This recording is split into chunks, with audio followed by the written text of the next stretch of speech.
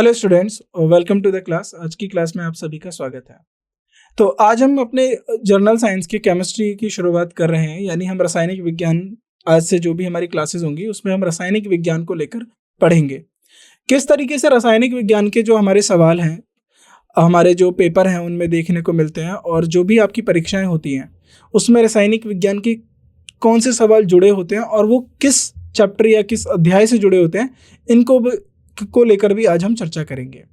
उसके साथ हम एक एक करके आगे बढ़ेंगे और हर एक चैप्टर, हर एक पार्ट को देखेंगे कि किस तरीके के सवाल और किस तरीके की जो हमारे को रासायनिक विज्ञान के बारे में जानकारी दी गई है उसको हमें कैसे उपयोग में लाना है और अपनी परीक्षा में किस तरीके से हमें उत्तीर्ण होना है, और सारे सवालों को सही से हमें जवाब देने हैं। उसके लिए सबसे पहले समझना होगा रासायनिक विज्ञान है क्या, उसका इस्तेमाल क्यों किया गया, और उसमें किस तरीके के जो हमारे पाठ्यक्रम हैं वो आए हैं और हमें किन बातों का ध्यान में रखना है। तो सबसे पहले जो हम शुरुआत करेंगे वो इंट्रोडक्शन से करेंगे, यानी हम आपका परिचय कराएंगे किससे, रासायनिक विज्ञान से। अगर आपको रासायनिक विज्ञान के बारे में अभी कुछ भी नहीं पता तो कोई घबराने वाली बात नहीं है। आपको बेसिक्स भी नहीं पता, कोई घबराने वाली बात नहीं है। हम यहाँ जो क्लास में पढ़ेंगे वो बिल्कुल शुरू से, एकदम शुरुआत से लेके हमारा जो परीक्षा है उसके एंड पॉइंट तक, यानी अंतिम छोर तक जाएंगे, और हर एक महत्वपूर्ण जो भी हमारे लॉ हैं, जिनकी बात करें, जो भी हमारे नियम हैं रासायनिक विज्ञान में, हम हर एक को पढ़ेंगे और उनको समझेंगे। तो सबसे पहले बात अगर हम शुरू करें इंट्रोडक्शन से, तो अगर हम रासायनिक विज्ञान का आपसे परिचय कराएं तो वह है क्या। रसायन विज्ञान वह शाखा है जो द्रव्य की संरचना, गुण और आंतरिक क्रियाओं का अध्ययन करती है। अब इसको समझिए, जब केमिस्ट्री की बात होती है, रासायनिक विज्ञान की बात होती है, ये आपको मैटर यानी अगर हम बात करें सबसे छोटा, अगर हम बात करें एलिमेंट क्या है या सबसे छोटा आप किसको मानते हैं, तो सुना होगा आपने परमाणु, अणु यानी एटम की हम बात करते हैं। इसी तरीके से रासायनिक विज्ञान क्या होती है, रासायनिक विज्ञान अध्ययन करती है। अध्ययन का मतलब है स्टडी करती है। किसकी स्टडी करती है? मैटर की। मैटर किस तरीके से बनाने का मतलब है कि उसका कंपोजिशन क्या है, कोई मैटर किन एलिमेंट से बना है, राइट, और उसको पीछे बनने की क्या प्रक्रिया रही है, उसकी क्या प्रॉपर्टीज हैं, उसके संरचना किस तरीके से की गई है, और वह किस तरीके से हमारे वातावरण में रहता है। इन सब के बारे में जो हमें जानकारी मिलती है वह रासायनिक विज्ञान से प्राप्त होती है। अब अगले पॉइंट को हम देखें। नीचे कुछ महत्वपूर्ण रासायनिक विज्ञान के अनुप्रयोग दिए गए हैं, यानी अब हम देखेंगे रासायनिक विज्ञान को हम अपने जीवन में किस तरीके से इस्तेमाल करते हैं।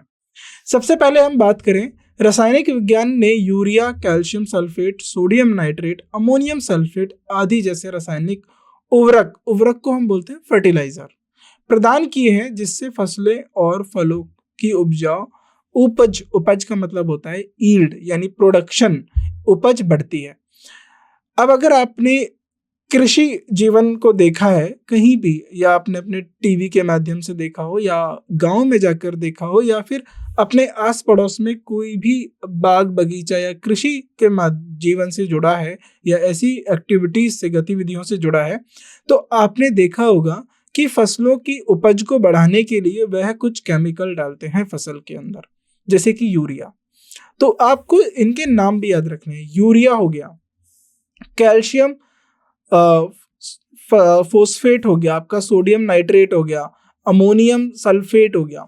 ये आपके क्या हैं? ये आपके उर्वरक हैं, यानी ये फर्टिलाइजर हैं। इनसे क्या होता है, ये उपज, हम आपकी जो फसल है, जो हम खेतों में फसल होती है या फल होते हैं, उनकी उपज बढ़ती है। तो यह भी एक इस्तेमाल है हमारे रासायनिक विज्ञान का, हमारे जो रोजमर्रा की जिंदगी में देखने को मिलता है। आगे बढ़े, यह कुछ प्रभावी कीटनाशक, फफूंदनाशक और कीटनाशी दवाओं के उपयोग से फसलों की सुरक्षा करने में मदद करता है। देखिए, अब क्या होता है, फसलों में कीट लग जाते हैं। कीट का मतलब होता है कीड़े, इंसेक्ट्स। कीट लग जाते हैं, फंगस आ जाता है यानी फफूंद, बैक्टीरिया आ जाता है। तो इन सब से लड़ने के लिए इन सब की जो पैदावार है, कीटनाशक, फफूंद, फसलों को इनसे बचाने के लिए हम कुछ रसायनों का इस्तेमाल करते हैं। तो हम उन्हें बोलते हैं कीटनाशी दवाएं, राइट। तो कीटनाशी दवाएं जिसको हम इंग्लिश में पेस्टिसाइड्स बोल सकते हैं, जो पेस्ट से बचाती है, कीट से बचाती है। फंगिसाइड्स कौन होती है? जो फफूंद से बचाती है। इंसेक्टिसाइड्स जो होती है जो इंसेक्ट से बचाती है। तो इस तरीके से भी हम अपने जीवन में रासायनिक विज्ञान का उपयोग करते हैं। यह एक दूसरा उदाहरण हुआ। इसने मानवता की बड़ी संख्या में जीवन बचाने वाली दवाएं प्रदान करी है। तो आपने देखा होगा जो भी फार्मास्यूटिकल कंपनी है, फार्मास्यूटिकल का मतलब समझिए, जो भी कंपनी दवाएं बनाती हैं, जो दवाएं आपको बीमारी से ठीक करने में उपयोगी होती हैं, कोई बीमारी से जो आदमी ग्रस्त है उसको दवाएं दी जाती हैं जिससे वह उसके शरीर में तेजी से बदलाव लेके आए और उसको स्वस्थ अवस्था की तरफ ले जाए। तो जान बचाने वाली, जीवन बचाने वाली दवाओं को भी हमने केमिस्ट्री यानी रासायनिक विज्ञान से पढ़ के हर एक द्रव को यानी मैटर को समझकर इनका हमने क्या करा है, इनको हमने बनाया है, इनका आविष्कार किया है, इन्वेंट किया है, और इससे मानवता यानी अगर हम बात करें मैनकाइंड की, मानवता की जो बहुत बड़ी संख्या है उसको इसने लाभ पहुंचाया है। आज पेचिस और निमोनिया सल्फा दवाओं और पेनिसिलिन की खोज के कारण ठीक हो सकते हैं। जैसे अगर हम बात करें डिसेंट्री हो गया, निमोनिया हो गया, ये एक तरीके की बीमारियां हैं। तो अब देखा होगा सल्फा ड्रग्स हो गया, पेनिसिलिन हो गया, ड्रग्स का मतलब दवाइयाँ। तो जो पेनिसिलिन हो गया, ये इस तरीके की जो एंटीबैक्टीरियल मेडिसिन होती हैं जो बैक्टीरिया की द्वारा हुई बीमारी को ठीक करती हैं, जिसको आप बोलते हैं एंटीबैक्टीरियल, राइट। तो अगर आपको जो डॉक्टर देता है, पैरासीटामोल हो गया, नीमोसाइड हो गया, और बहुत सारी ऐसी दवाएं जो डॉक्टर आपको देते हैं आपकी बीमारी पे, वो दवाएं बीमारी हर प्रकार की बीमारी के लिए अलग दवाएं दी जाती हैं।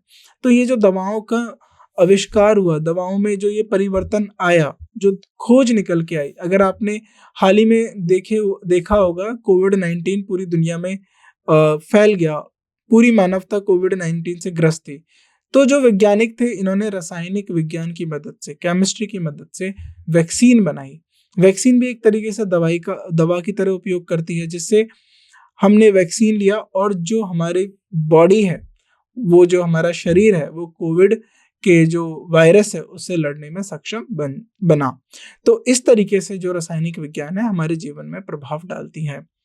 इस प्रकार जीवन बचाने वाली दवाएं जैसे सील प्लाटीन, राइट, टैक्सोल कैंसर चिकित्सा के लिए बहुत प्रभावी पाई गई हैं। जैसे देखो टैक्सोल जो होता है, ये सिस्प्लाटिन जो होता है, ये एक तरीके से कैंसर से जो ग्रस्त होते हैं पेशेंट, जो मरीज होते हैं, उनको दी जाती है। कैंसर थेरेपी और एजीटी जिसको हम बोलते हैं एजो डायोथाइमाइडिन, जो है हमें एड्स के विक्टिम्स के जो पीड़ित होते हैं उनके लिए दी जाती है, राइट।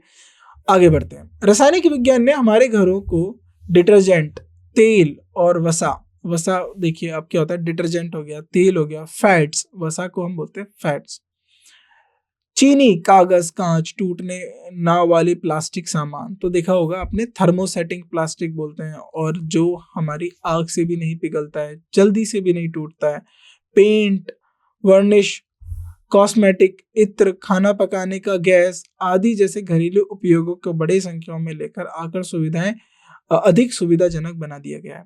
तो जिस तरीके से टेक्नोलॉजी में बदलाव होता है और टेक्नोलॉजी दिन प्रतिदिन एडवांस होती जाती है, उसी तरीके से साइंस में भी विज्ञान में भी बदलाव होता है, और विज्ञान में अगर हम रासायनिक विज्ञान की बात करें उसमें भी बदलाव किया जाता है। वो हमारे हर दिन एक नया आविष्कार होता है, हर दिन हमें एक नई खोज पता चलती है। तो आपने अब अपने जीवन को देखिए और अपने आसपास देखिए, आपके आसपास की जो बहुत सारी वस्तुएं हैं वह कहीं ना कहीं रासायनिक विज्ञान की मदद से बनी हैं। चाहे वो प्लास्टिक हो, चाहे वो आप बात करें घर में कुछ खाना पकाने की गैस की बात करें, या फिर आप इत्र या परफ्यूम यूज करते हैं उसकी बात करें, अगर आप क्रीम लगाते हैं, तेल लगाते हैं, इन सब की बात करें, तो इन सब को बनाने में रासायनिक विज्ञान का एक बहुत बड़ा योगदान है, या फिर हम कह सकते हैं रासायनिक विज्ञान ने यह सब हमें बना के दिया है। रासायनिक विज्ञान ने युद्ध के समय मनुष्य की हमले की शक्ति को भी बढ़ाया है। तो अब बहुत सारी इसमें बातें होती है। रासायनिक विज्ञान ने युद्ध में भी मदद करता है, जिसके बारे में हम बात करें तो विस्फोट बनाने में भी रासायनिक विज्ञान का बहुत बड़ा योगदान रहा है। इट इज यह टीएनटी, नाइट्रोग्लिसरीन और डायनामाइट जैसे अत्यधिक विस्फोट पदार्थ, सरसों गैस, लूसाइट और फॉस्जीन जैसे जहरीली गैसों और परमाणु बम और हाइड्रोजन बम जैसे अन्य घातक हथियारों के खोज के लिए जिम्मेदार है। तो रासायनिक विज्ञान ने क्या क्या कर बनाया है, जो धमाकेदार चीजें होती हैं, विस्फोटक चीजें होती हैं, जैसे कि TNT, nitroglycerine, dynamite, poisonous gas जैसे मस्टर्ड गैस हो गया, ल्यूसाइट हो गया, फोस्जीन हो गया। तो याद रखिएगा, अगर कोई ऑप्शन आपको सवाल आता है और पूछा जाता है इनमें से जहरीली गैस कौन सी है, तो आप ये 3 गैसेस के नाम भी याद रखेंगे। राइट, इंट्रोडक्शन में भी आपको ऐसे कुछ मुख्य बिंदु मिल जाएंगे जो आपको परीक्षा में मदद करेंगे। राइट, आगे बढ़ते हैं।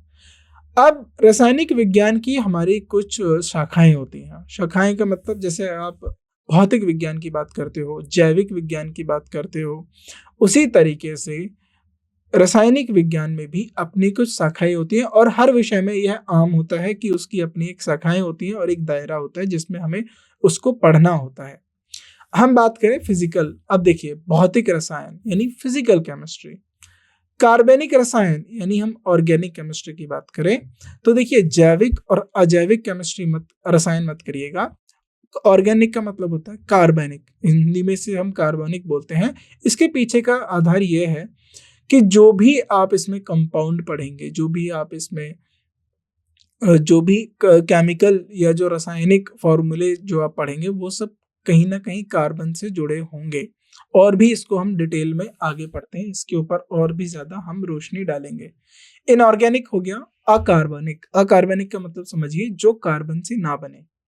फिर हमारा औद्योगिक रसायन। औद्योगिक रसायन हमने इसलिए रखा हुआ है क्योंकि कुछ हमारे सवाल जो है देखा गया है परीक्षाओं में सीधा पूछ ले जाते हैं कि उद्योग में हमारा अमोनिया किस तरीके से बनता है, या और किसी भी तरीके से पेट्रोलियम जो आप रिफाइनरी देखते हैं तो पेट्रोलियम रिफाइनरी में क्या क्या हमारा जो प्रोडक्ट होता है, क्या क्या वस्तुएं पेट्रोलियम रिफाइनरी से निकलती है, ये सब हमारा औद्योगिक रसायन में आता है। फिर उसके बाद आता है हमारा विश्लेषणम रसायन विज्ञान। इसका मतलब होता है एनालिटिकल केमिस्ट्री। कृषि रसायन विज्ञान, जैव रसायन, बायोकेमिस्ट्री, औषधि रसायन विज्ञान आदि। तो जो भी हमारे परीक्षा से उपयोगी चीजें रहेंगी, उपयोगी बिंदुएं रहेंगी, उन बिंदुओं को हम जरूर अपने आने वाले कक्षाओं में पढ़ेंगे। लेकिन यहाँ हम केवल 3 शाखाओं के तहत रसायन विज्ञान का अध्ययन करते हैं, भौतिक रसायन, अजैविक और जैविक। तो इसको आप इसको बोलेंगे कार्बनिक अकार्बनिक रसायन। तो और इनऑर्गेनिक क्या हो गया, अकार्बनिक रसायन, और ऑर्गेनिक क्या हो गया, कार्बनिक रसायन।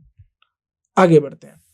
तो अब हम शुरुआत करते हैं फिजिकल केमिस्ट्री। हमारा पहला चैप्टर रहेगा केमिस्ट्री का, यानी भौतिक रसायन। अब हम किस पे चर्चा करेंगे, भौतिक रसायन। जब भौतिक रसायन खत्म होगा फिर हम कार्बनिक अकार्बनिक रसायन पे बात करेंगे। तो भौतिक रसायन के अंदर सबसे पहले हम पढ़ेंगे पदार्थ की प्रकृति, यानी मैटर। मैटर क्या है, उसकी प्रकृति क्या है, किस तरीके से वह बना है और किस तरीके से वह अब इस वातावरण में रहता है, इसके बारे में हम अधिक जानकारी लेंगे। ब्रह्मांड में सब कुछ उस सामग्री से बना हुआ है जिसे वैज्ञानिकों ने पदार्थ का नाम दिया है। यानी अगर हम बात करें इस पूरे ब्रह्मांड की और यूनिवर्स की, इस पूरे ब्रह्मांड और यूनिवर्स में क्या है, एक तो स्पेस। स्पेस का मतलब होता है खाली स्थान, और दूसरा मैटर। मैटर का मतलब होता है ऐसा कुछ जिसका द्रव्यमान है, यानी आप बोलते हैं ना कोई स्पेस यानी कोई जगह भी और ले पाए और उसका खुद का मास हो, यानी द्रव्यमान हो पाए, तो उसको हम मैटर बोलते हैं। तो इस पूरे ब्रह्मांड में जो भी आपको वस्तुएं दिखती हैं, या ये पूरा ब्रह्मांड अगर किसी से बना है उसको हम बोलते हैं मैटर। क्या बोलते हैं, पदार्थ। पदार्थ से हमारी ये पूरी प्रकृति बनी है, पूरा ब्रह्मांड बना है। उदाहरण के लिए हवा। हवा भी पदार्थ है। जैसे आपने पता होगा जो आप हवा में ऑक्सीजन पढ़ते हैं, नाइट्रोजन पढ़ते हैं, कार्बन डाइऑक्साइड पढ़ते हैं, ये सब पदार्थ हैं। भोजन, पत्थर, बादल, तारे, पौधे और जानवर आदि और हम मनुष्य भी क्या है, पदार्थ हैं।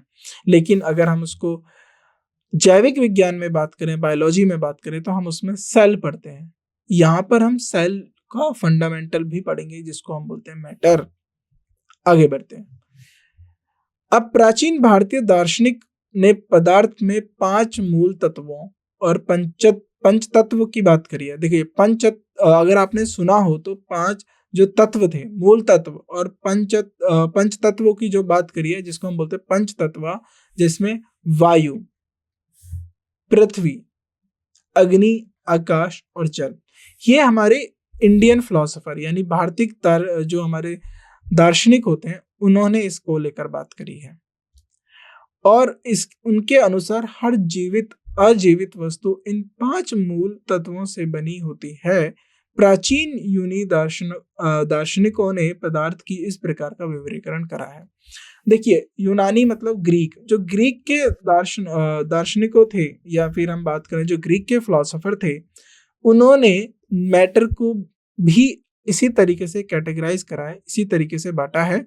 अभी हम आगे देखते हैं कि ग्रीक यूनानी जो फिलोसोफर थे उन्होंने किस तरीके से बात करी।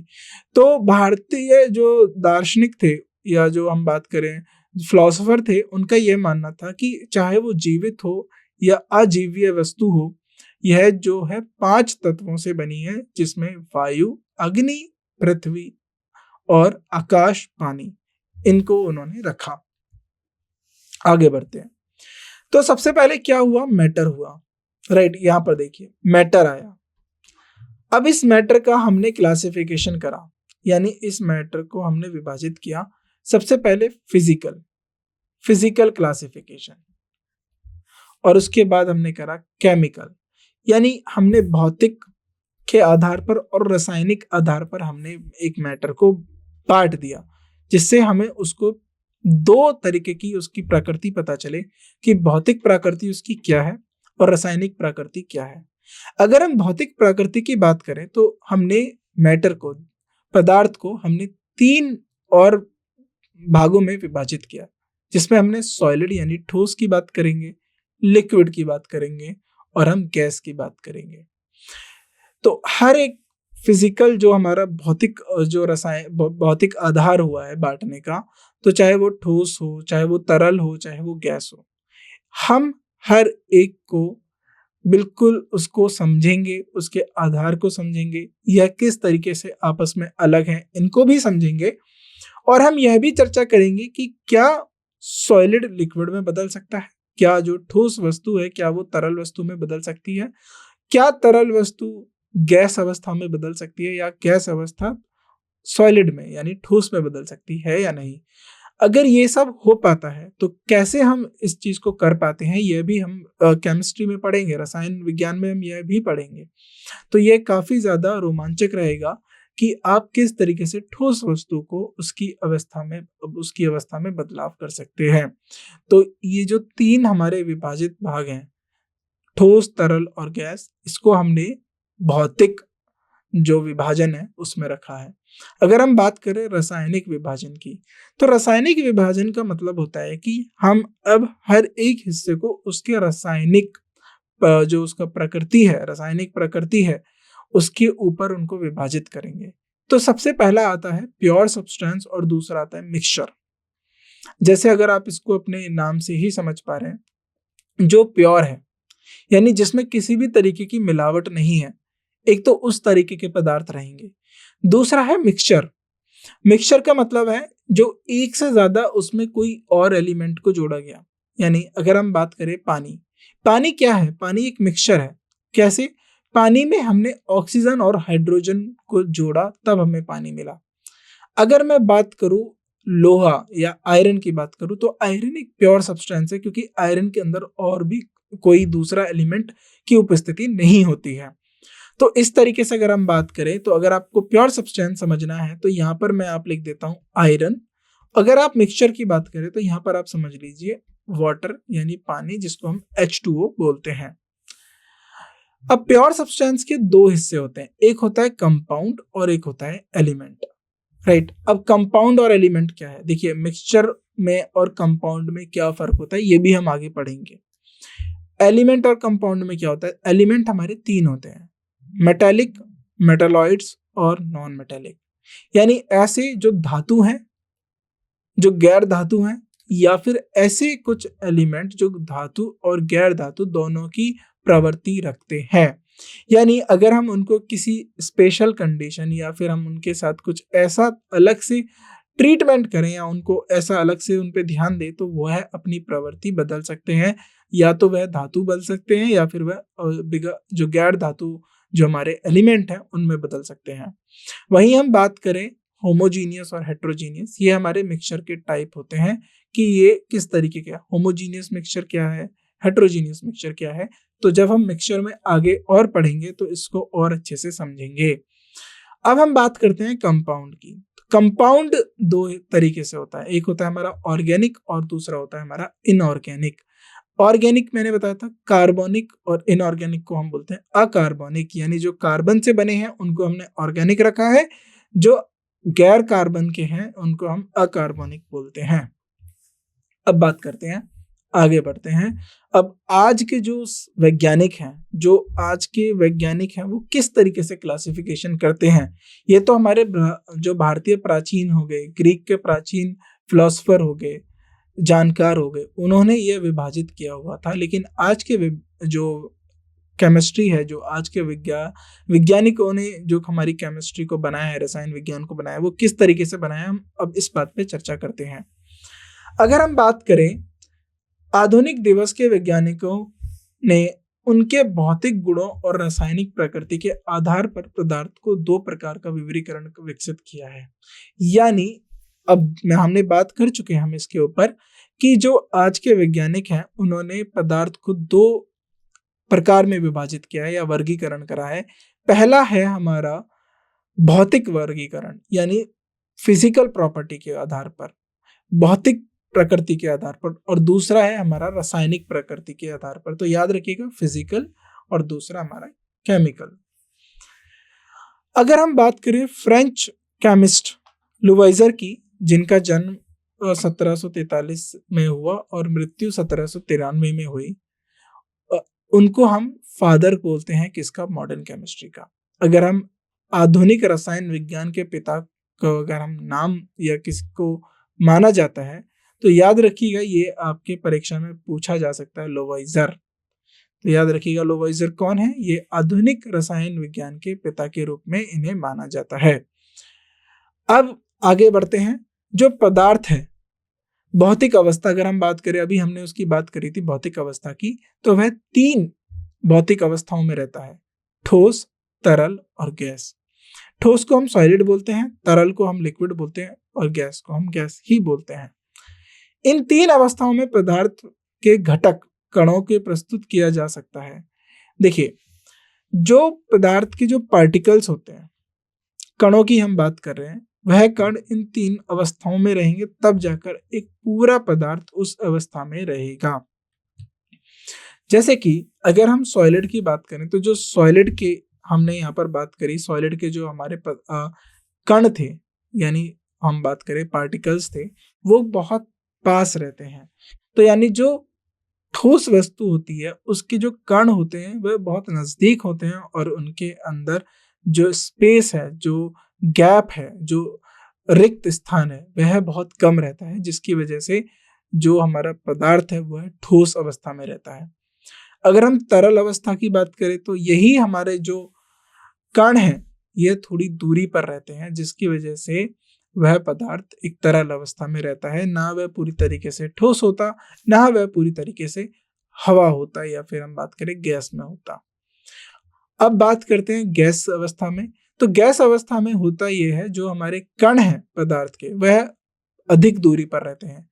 अधिक दूरी पर रहने की वजह से उनके अंदर रिक्त स्थान काफी होता है, जिसकी वजह से आप चल पाते हैं गैस के अंदर। देखिए, हमारे चारों तरफ हम वायुमंडल से घिरे हुए हैं और वायुमंडल में बहुत तरह तरह की गैस हैं।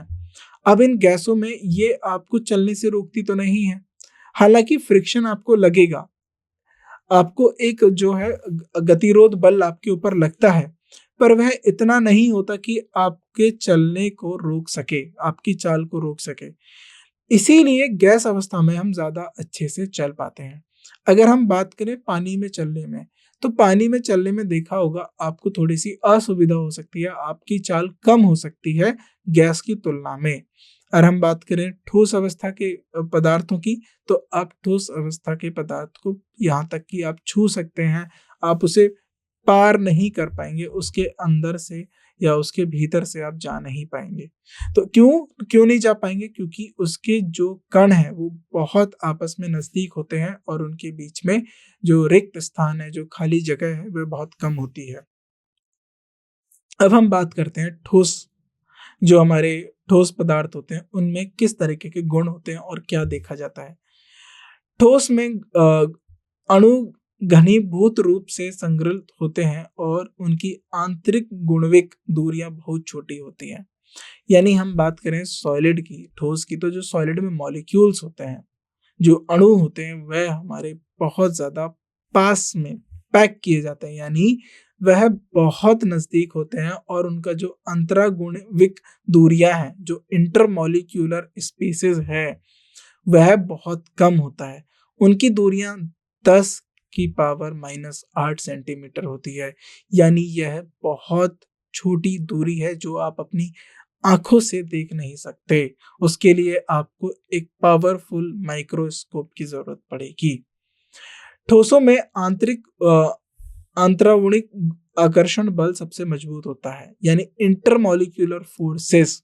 यानी देखिए, आकर्षण बल का मतलब है एक जो आपस में एक दूसरे को जोड़ कर रखे। यह बल ज्यादा होने की वजह से यह जो गुण है वो अलग नहीं हो पाते। अगर गुण अलग नहीं हो पा रहे हैं तो उनके बीच की दूरी बहुत कम रहेगी और वह पदार्थ एक ठोस अवस्था में रहेगा। छोटी अंतरावणिक दूरियां और सबसे मजबूत अंतरावणिक आकर्षण बल ठोसों को निश्चित मात्रा और निश्चित आकार देते हैं। ये एक प्रॉपर्टी है। बात करें, यह प्रकृति है ठोस की। ठोस का क्या होता है? डेफिनिट वॉल्यूम होता है, यानी जो उनका आकार होता है, जो उनकी मात्रा होती है, जो उनका शेप होता है, वो फिक्स होता है। देखिए, वहीं अगर हम तरल की बात करें, तरल का वॉल्यूम फिक्स हो जाएगा लेकिन आकार फिक्स नहीं होती है। तो ये याद रखिएगा, जो लास्ट वाला जो पॉइंट है वह बहुत महत्वपूर्ण है। आगे बढ़ते हैं। दबाव और तापमान में हुए परिवर्तनों का उनके आयतन और नकारात्मक प्रभाव होता है। देखिए, अगर हम बात करें हमारे दबाव और तापमान में हुए परिवर्तनों को, there is a negligible effect on change in pressure and temperature on their volumes. अगर हम बात करें परिवर्तन, प्रेशर में हमने यानी दबाव में हमने परिवर्तन कर दिया या तापमान में हमने परिवर्तन कर दिया, उसका जो उन पर प्रभाव पड़ता है, उनके जो मात्रा पर या हम बात करें उनके वॉल्यूम पर जो प्रभाव पड़ता है वह ना के बराबर है। नकारात्मक प्रभाव का मतलब यानी ना के बराबर प्रभाव पड़ता है। क्रिस्टल लैटिस में अणुओं का स्थान स्थिर होता है, इसलिए ठोसों में अनुवादी या घूर्णात्मक गति नहीं होती बल्कि केवल कंपनात्मक गति होती है। अब जरा इसको समझिए, ये क्या बात है। क्रिस्टल लैटिस, देखिए क्रिस्टल लैटिस का मतलब है एक तरीके से क्रिस्टल है और उसके अंदर पार्टिकल्स हैं, गुण हैं या अणु हैं, वो अणुओं से बना है। तो अणुओं में जो हमारी हम बात करते जो दूरी होती है वो बहुत कम होती है और वह फिक्स्ड होते हैं, वो अपनी जगह पर स्थिर होते हैं, जिसकी वजह से वह एक इधर से उधर मूव नहीं कर पाते, यानी उनके अंदर ट्रांसलेटरी और रोटेटरी मोशन नहीं होता। राइट। तो अनुवादी या घूर्णात्मक, अनुवादी का मतलब होता है कि एक जगह से दूसरी जगह जाने वाला मोशन, या फिर घूर्णात्मक यानी रोटेटरी जो गति होती है वह नहीं होती है, बल्कि इसके बावजूद यह अपनी जगह पर कंपन कर सकते हैं। कंपन को मतलब समझिए वाइब्रेट हो सकते हैं।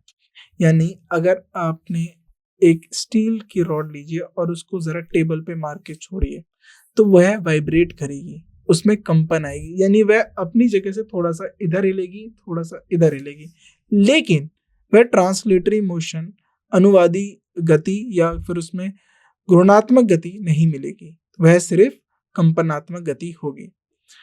हम बात करें ठोसों के अणु सबसे कम ऊर्जा रखते हैं, तो जो ठोसों के जो अणु हैं वो सबसे कम ऊर्जा इसीलिए रख पाते हैं अपने पास क्योंकि वो एक जगह पे ही स्थिर रहते हैं, दूसरी जगह पर जाने के लिए उनके पास अपनी ऊर्जा होनी चाहिए।